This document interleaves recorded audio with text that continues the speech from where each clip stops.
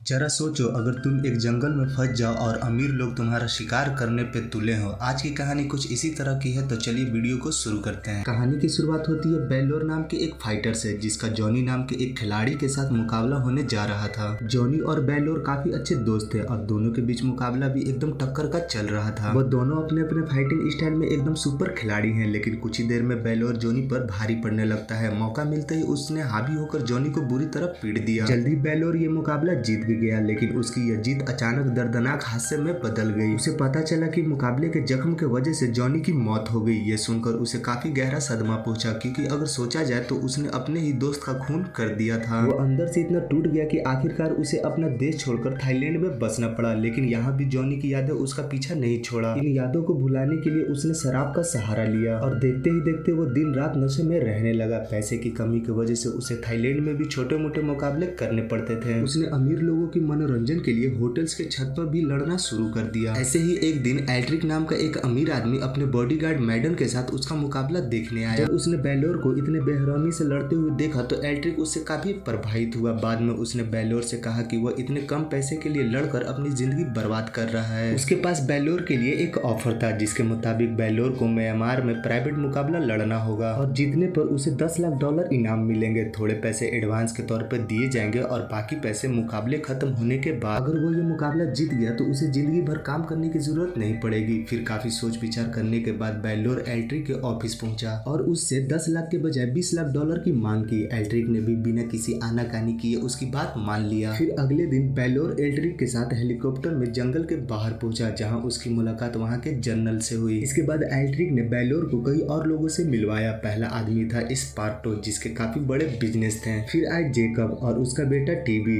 Jacob और TB तो मिलकर उसके पिछले मुकाबले देखा करते थे। मार्शल, जो एक गेम प्रोग्रामर था, आखिरकार उसकी मुलाकात सोफिया से हुई, जो दुनिया के सबसे अमीर आदमी की बेटी थी। फिर जब बेलोर ने मुकाबले के बारे में पूछा तो एल्ड्रिक ने बताया कि ये पूरा जंगल ही उसका रिंग है, जो लगभग 260 किलोमीटर तक फैला हुआ है और बेलोर को इन सब लोगों से लड़ना होगा जिनसे वो अभी अभी मिला था। असल में खेल के मुताबिक ये सब मिलकर जंगल में बेलोर का शिकार करेंगे, लेकिन अगर बेलोर जंगल की दूसरी ओर जिंदा बाहर आ गया तो वो जीत जाएगा। ये सुनकर बेलोर समझ नहीं पाया कि यह कैसा मुकाबला है। एल्ड्रिक ने उसे शुरुआत करने के लिए एक बेशकीमती रूबी दिया, लेकिन बेचारे बेलोर को पैसे से ज्यादा जिंदगी प्यारी लग रही थी। उधर शिकारी टीम ने अपनी तैयारी शुरू कर दी थी। उन्होंने एक गाड़ी से 2 कैदियों को निकाल कर भगा भगा कर गोलियों से भून दिया। तब जाकर एल्ड्रिक ने बताया कि ये सब दुनिया के सबसे अमीर लोगों में से हैं। इन्हें अब आम चीजों में मजा नहीं आता और ये शिकार खेलने में शौकीन है। इनका अगला निशाना अब बेलोर होगा। इसके बाद अब एल्ड्रिक ने उसे खाली बोतल देकर कहा कि तुम्हारे पास जंगल में भागने के लिए सिर्फ 2 मिनट है, उसके बाद शिकार करना शुरू हो जाएगा। लेकिन बेलोर कहने लगा, भाई मुझे कोई शिकार खेलने का शौकीन नहीं है, मैं जा रहा हूँ घर, सॉरी, टाटा, बाय बाय। तभी जनरल के कहने पर फौजियों ने चारों ओर से उसे घेर लिया। अब उसके पास कोई चारा नहीं था, इसलिए वो सीधा जंगल में भाग गया और इसी के साथ मौत का खेल शुरू हो गया। शिकारियों की टीम मिलकर बेलोर को ढूंढने में लग गई। तभी बीच में माइका नाम के एक आदमी ने कहा कि वो टीम से हटकर अकेले ही बेलोर का शिकार करेगा। फिर कुछ ही देर में उसने बेलोर को एक झरने के पास बैठा देख लिया। जैसे ही माइका ने उस पर गोली चलाई तो बेलोर किसी तरह हटकर पानी में कूद गया। फिर वो अचानक से बाहर निकला और उसने माइका पर ऐसा हमला किया कि उसकी मौत हो गई। बाद में जब शिकारी वहां पहुंचे तो उन्हें माइका की लाश मिली, पर वो लाश देखकर डरे नहीं बल्कि खुश हो गए, क्योंकि अब जाकर उन्हें कोई ऐसा शिकार मिला था जिसे मारने में उन्हें बहुत मजा आएगा। तभी हम देखते हैं कि मार्शल चुपके से इस पूरे खेल की वीडियो बना रहा था और कुछ समय के बाद वो सब मिलकर बेलोर तक पहुंच गए और उन्होंने तुरंत उस पर गोलियां चलानी शुरू कर दी। लेकिन बेलोर किसी तरह बचकर और घने जंगल की ओर भाग निकला। काफी आगे जाने के बाद उसे हाथियों का झुंड दिखाई दिया, जिनके बीच में से था नाम की एक लड़की सामने आई। उसे लगा कि था भी उन्हीं शिकारियों में से एक है, लेकिन था ने बताया कि वो तो गांव की एक सीधी सादी लड़की है जो अब इस जंगल में रहती है। वह इस जंगल के सारे खुफिया रास्ता जानती थी, इसलिए उसने बेलोर को अपने साथ चलने को कहा। फिर रास्ते में उसने बेलोर को बताया कि वो अपने भाई विन की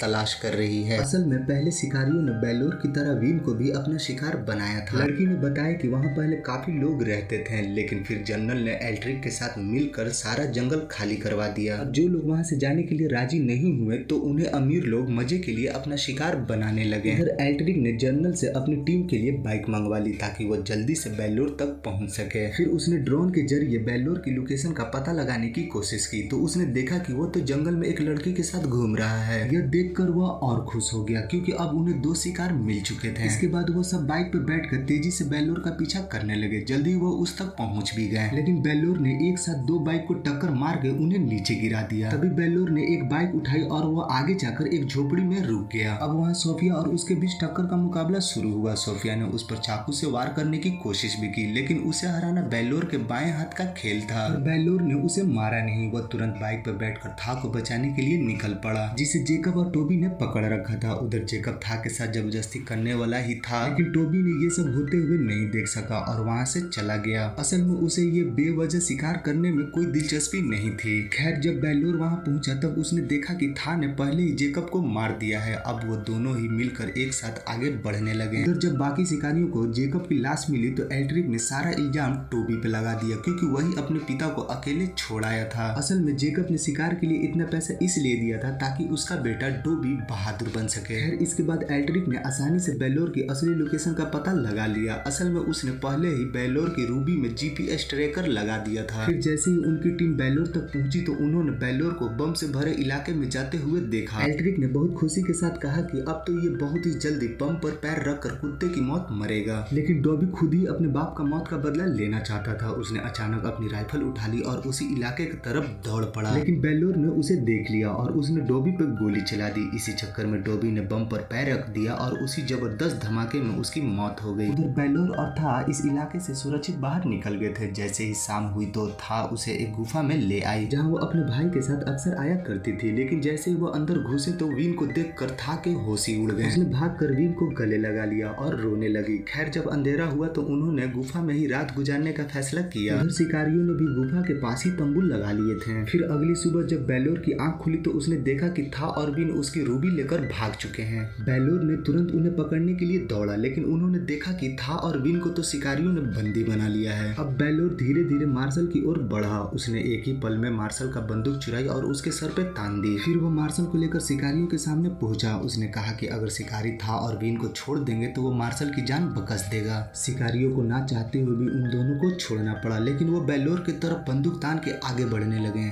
फिर बेल्लोर ने था और वीन को भाग जाने को कहा, लेकिन आगे उनके सामने सोफिया बंदूक ताने खड़ी थी। अचानक था ने वीन को नदी में धकेल दिया और अकेले ही सोफिया का मुकाबला करने लगी। पर सोफिया भी जबरदस्त शिकारी है। उसने कई पंच और लात मारकर था को नीचे गिरा दिया। पर जल्द ही सोफिया ने जबरदस्त कमबैक करते हुए जोरदार वार की और कुछ ही पलों में सोफिया को मार डाला। उधर शिकारी बेल्लोर को चारों ओर से घेरे जा रहे थे। फिर जैसे ही वो उसके पास आए तो बेल्लोर ने अचानक मैडन पर हमला करके एल्ड्रिक पर गोली चला दी। इसके बाद वो तुरंत ही नदी में कूदकर भाग निकला। थोड़ी देर में वो था और विन से फिर मिला। था ने उसकी रूबी लौटा दी। था ने बताया कि उसने रूबी इसलिए चुराई क्योंकि जनरल ने बाकी गांव वालों को बंदी बनाकर रखा है और वो जनरल को यह रूबी देकर उन्हें आजाद कराना चाहती थी। खैर बेल्लोर इस पर कुछ नहीं कहा और एक कैमरा निकाला जो असल में उसने मार्शल से चुराया था। उसने तुरंत उस कैमरे के मेमोरी कार्ड निकाला और कैमरे को नदी में फेंक दिया, लेकिन वो बहुत जल्दी शिकारियों के हाथ लग गया। ये देखकर एल्ड्रिक को बहुत गुस्सा आया क्योंकि मार्शल ने तो पूरा शिकार की वीडियो ही बनाई थी। पर मार्शल कहने लगा कि वह कोई शिकारी नहीं बल्कि एक वीडियो गेम बनाने वाला प्रोग्रामर है। असल में वो इस वीडियो के जरिए इसके जैसा ही नया गेम बनाना चाहता था, लेकिन एल्ड्रिक जानता था कि अगर वो वीडियो बाहर आई तो सबके सब जेल में होंगे। इसीलिए उसने गुस्से में मार्शल को पीट पीट कर मार डाला। अब एल्ड्रिक, मैडन और स्पार्टो ये तीन ही शिकारी बचे थे। वो समझ गए थे कि बेल्लोर को पकड़ना इनके बस की बात नहीं है, इसीलिए एल्ड्रिक ने जनरल की फौज को मदद के लिए जंगल में बुलाया। इधर बेल्लोर था और बिन जल्द ही जंगल से बाहर निकलने वाले थे, लेकिन तभी उन्होंने शिकारियों को जीप में आते हुए देखा। बेल्लोर ने सोचा आखिर एल्ड्रिक को हमेशा उसकी लोकेशन का पता कैसे चल जाता है। फिर उसे एहसास हुआ कि जरूर इस रूबी में ही जीपीएस ट्रैकर होगा। अब उसने रूबी के जरिए ही एल्ड्रिक को फंसाने का प्लान बनाया। उसने था और बिन को रूबी और मेमोरी कार्ड देकर बाहर भेज दिया ताकि वो शिकारियों का पर्दाफाश कर सके। दूसरी ओर बेल्लोर खुद एक बोट में बैठकर निकला, लेकिन अब शिकारियों के साथ साथ उनके पीछे पूरी फौज पड़ी थी। उधर था और बिन का सामना इस पार्टो से हुआ, पर उन्होंने हिम्मत दिखाई और मिलकर उसे मार डाला। वहीं जब बेल्लोर जंगल की दूसरी ओर से निकला तो एल्ड्रिक और मैडम गांव वाले पे बंदूक तान के खड़े थे।